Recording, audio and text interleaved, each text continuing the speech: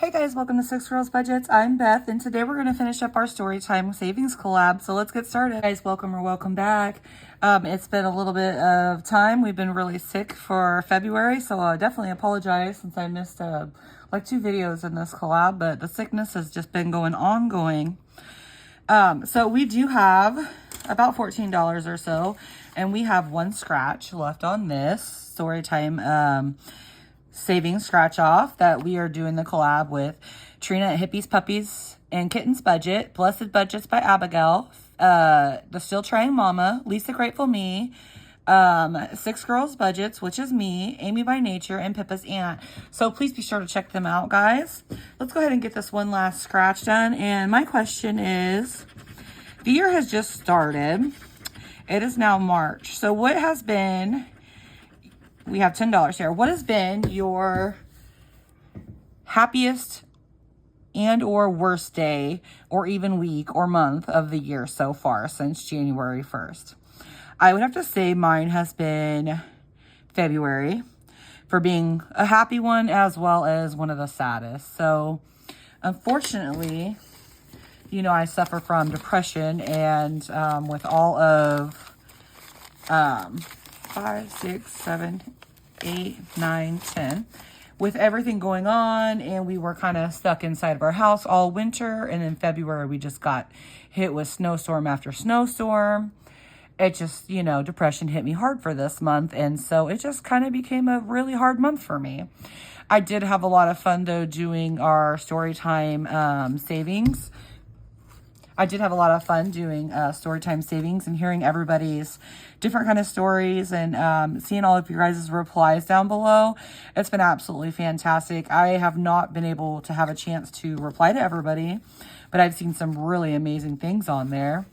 So I really appreciate hearing everybody's stories and reading them and everything. The girls and I have been sick off and on most of the month in between missing so much school. We've had like 11 days, I think, split up that we've missed that we're going to have to make up just for snow days. So, you know, the girls have to make that up at the end of the year. They're not going to be too happy about that, but it is what it is. So, guys, I suffer from manic depression, and I have hit a really low for during the month of February, a low that I have not hit in several years. You know, with depression, your lows can be really low and your highs can be really high. I've been kind of steady, even with, you know, the loss of, you know, all my family and everything, and all the stress and everything, and the girls coming to live with me. You know, I've had some lows, but never this low. And so February, just for some reason, I don't know what, it just hit me, you know, and it's been a very hard struggle month. You know, a lot of things like flashbacks and stuff like that, and just things from my childhood, and just in general, it's been really kind of crazy. But my question really for you guys today is, I want to think about, what is your absolute lowest day that's also your highest day? So what is your happiest day of your life, but it's also could be your saddest day of your life?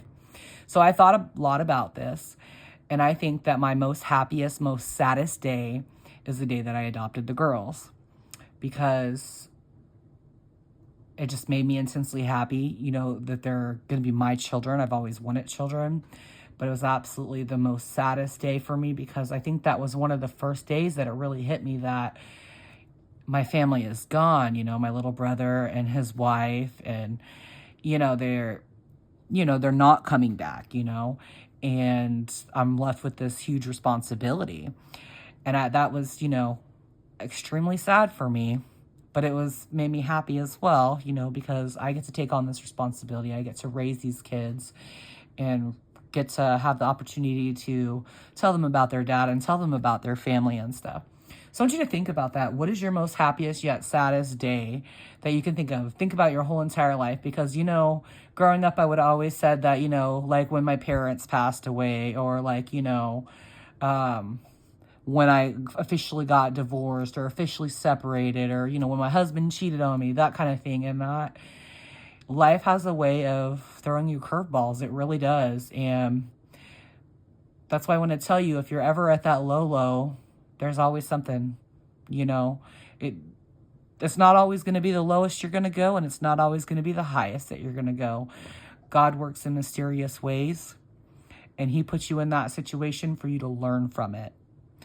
So I don't ever want anybody doing anything absolutely crazy or stupid when you're at that low, because you are meant to learn from that. Okay? That is what God puts you there for.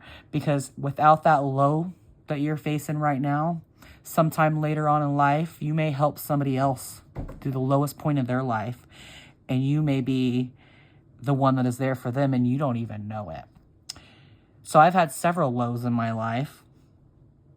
And you know, when I say low, you know exactly what I'm talking about when you deal with depression. I'm not going to say it because, you know, YouTube doesn't let you say it on there.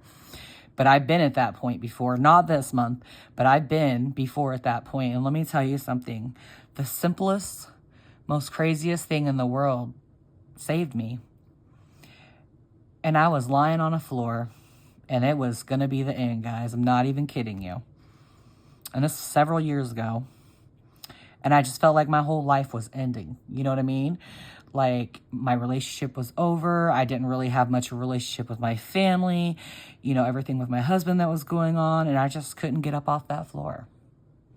I did not have the willpower to just get up and do anything. Like, that was the end of it. Like, I just wanted to lay there forever and just... I mean, I laid on this floor for days. Because I used to work 3 days and have 4 days off. And I laid there for several days. And I don't know what it was, because my phone never rang very often. My friends and family didn't really ever call me unless it was my work just texting me to say, hey, will you come in, type of thing. And my phone rang that day for somebody that I hadn't talked to in quite a while. And I'm not going to say who, because I do have a few people on here that know my family. But somebody called me. And it was the most simplest, craziest conversation ever. And it was, how come your Netflix does not work anymore? And I was like, and it threw me off because it was like the simplest thing that you could ask somebody. And I'm like, what do you mean? You know? And they're like, how come your Netflix password isn't working anymore? And I was like, I don't know. And it made me get up off the floor to look, because it was just a curiosity type of thing. And then I found out at the time that my ex had turned off the Netflix because we split up, and he didn't want my other family members to have access to it. And then I don't know what happened, but I just spent hours on the phone with this person. Hours. And I mean, literally, like, I'd say at least 4 or 5 hours. And they never even know that they saved my life that night, guys. So I want to remind you to check up on your friends and your family. Even ones that you haven't heard from a very long time, because something as simple as asking them a question, they may not know where you're at this time. Okay, you may not even be like, hey, what's up? How you doing? It wasn't even a call to check on me, guys. That saved me that night. I want you to think about that. The most simplest things in life, God sends the most simplest things to you to help you. So if you're at that low right now, I want you to remember, okay, I want you to think about that I have been at that low many times. I was at that low when I was 9 years old, guys. And I actually did commit that. At 9 years of age, I did. And then I threw up, and nobody in my family ever even knew. 9 years old, guys.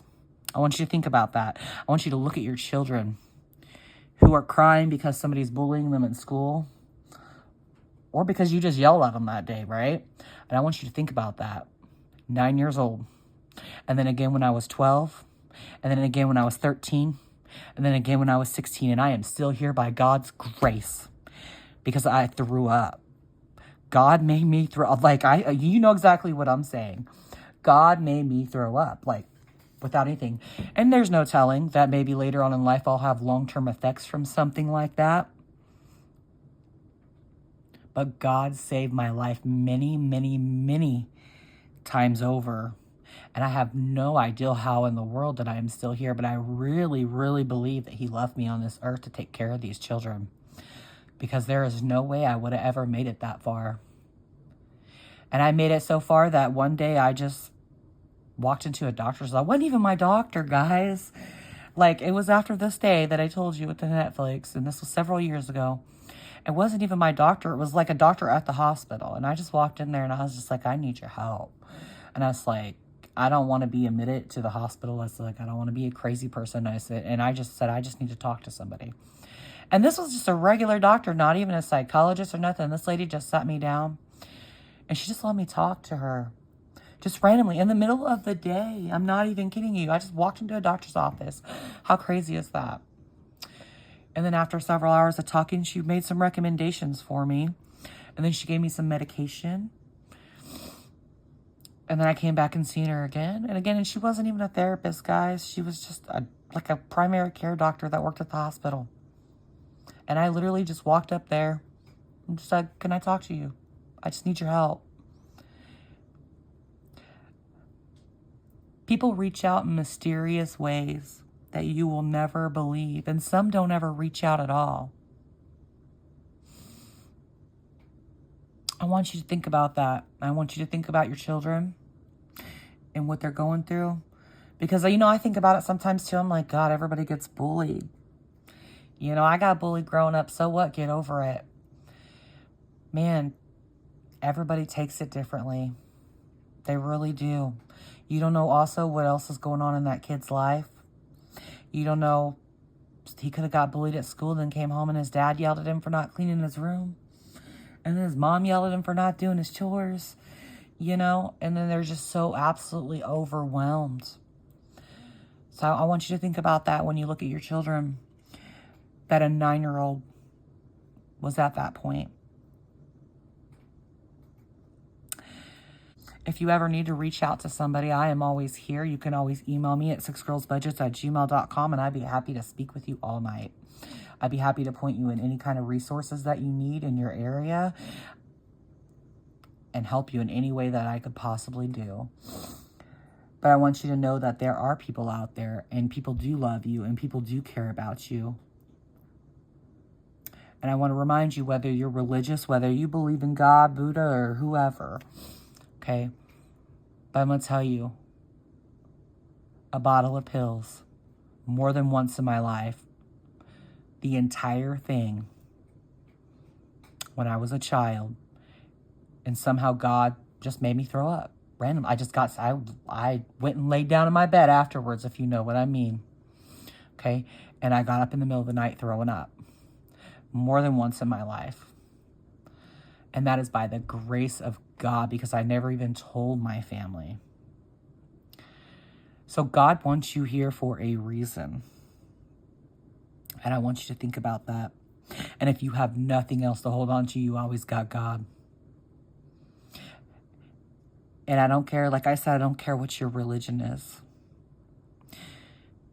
But I just want you to know that there is people out there that do love you. And they do care about you. And I don't care what you've done in life. Nobody deserves that. All right, guys, I want to thank you so much for hanging out with me tonight. Please be sure to reach out if you need anything. And I'll see you again next week. Goodbye.